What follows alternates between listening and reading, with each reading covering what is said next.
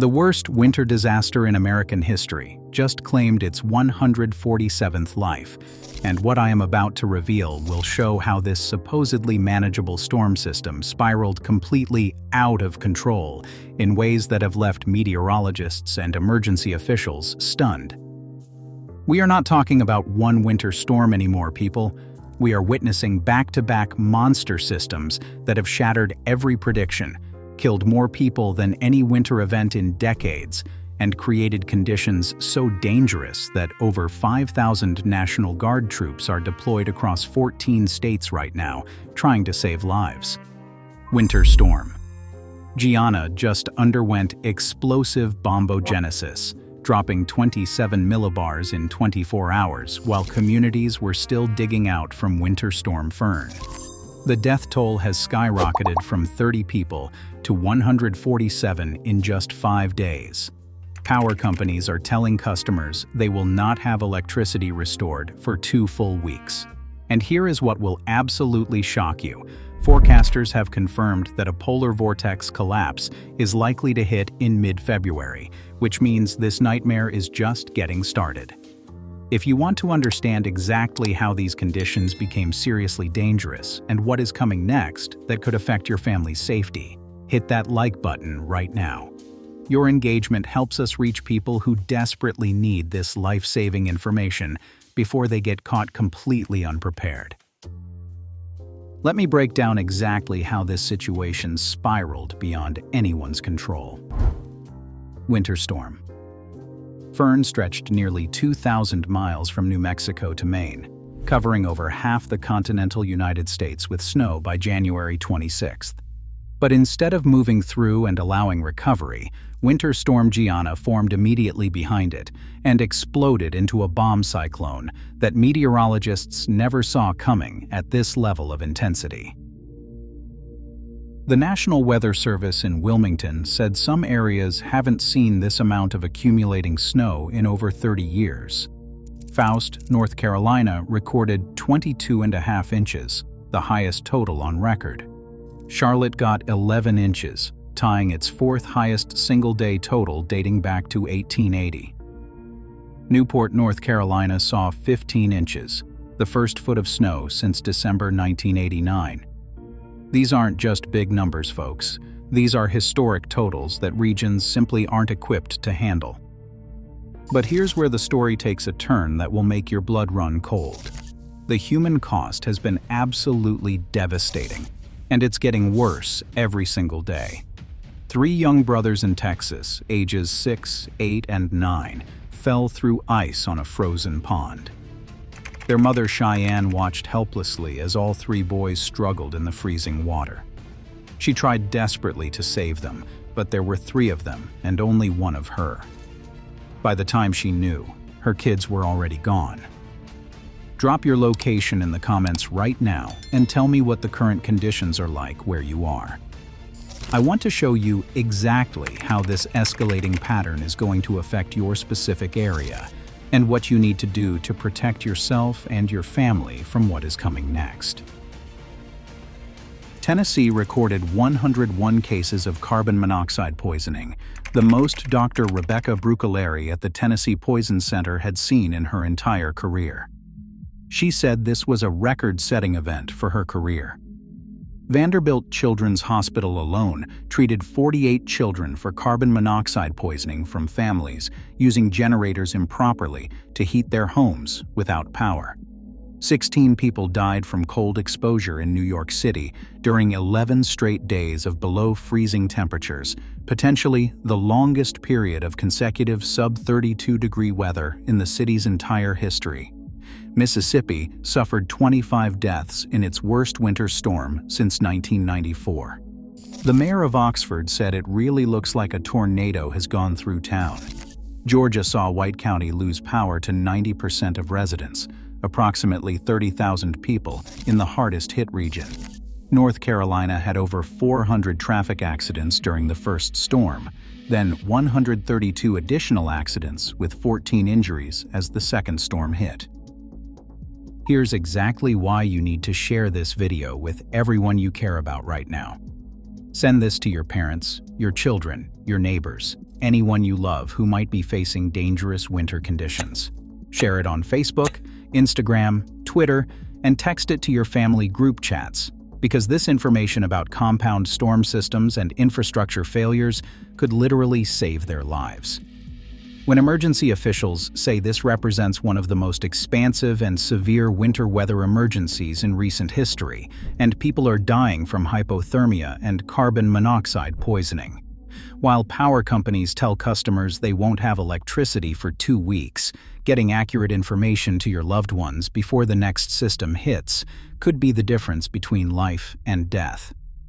Don't let the people you care about become another statistic in what meteorologists are calling the deadliest winter disaster in decades. The infrastructure collapse has been absolutely catastrophic. Nashville Electric Service experienced its worst outages in company history, with 230,000 customers losing power at the peak. Here's the part that will absolutely blow your mind. 24,000 customers are still without power more than 8 days later, and full restoration isn't expected until February 9th. That's 2 full weeks of no electricity in below freezing temperatures. Louisiana's power company informed 51,000 customers that restoration wouldn't occur until at least January 31st, then extended that to February 5th after additional wind damage. Mississippi saw 180,000 peak outages, with tree damage described as sounding like gunshots as ice-weighted limbs snapped across the state. The mayor said you could hear the trees breaking, and it sounded like gunfire going off all night long. Over 1 million customers lost power at the peak across multiple states. 5 days later, we still have over 160,000 people sitting in the dark with no heat, while temperatures remain dangerously cold. Water systems are failing, with over 360 water main breaks in Maryland alone. Philadelphia reported 147 water main breaks just in January. Detroit had multiple streets flooding, and then freezing solid from burst pipes. Subscribe right now and ring that notification bell, because when dangerous weather systems are compounding this rapidly and infrastructure is failing at this scale, you need every update to make informed decisions that could save your life and your family's lives. Aviation suffered the worst disruption since the COVID pandemic. 15,000 flights were canceled over the storm weekend, 11,400 on January 25th alone, the highest single-day total since March 2020. Charlotte Douglas International Airport canceled 86% of Saturday departures. LaGuardia had 2,700 flights canceled, and the airport closed entirely on Sunday afternoon. When Gianna hit, another 3,700 flights were canceled. A Bombardier Challenger 650 crashed during takeoff in Bangor, Maine, killing 6 people in an aviation tragedy that added to the weather emergency. Transportation officials said they had never seen this level of systematic failure across the entire Eastern aviation network during a winter storm. But wait, there is something even more terrifying about what forecasters are predicting for the weeks ahead. Meteorologists have confirmed a stratospheric warming event for mid-February that will cause a polar vortex collapse.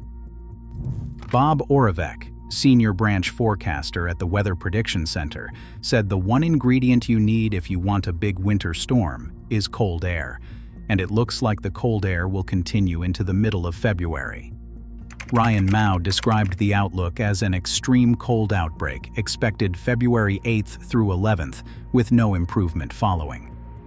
Weather experts are warning about Groundhog Day conditions, where the dangerous cold just keeps repeating.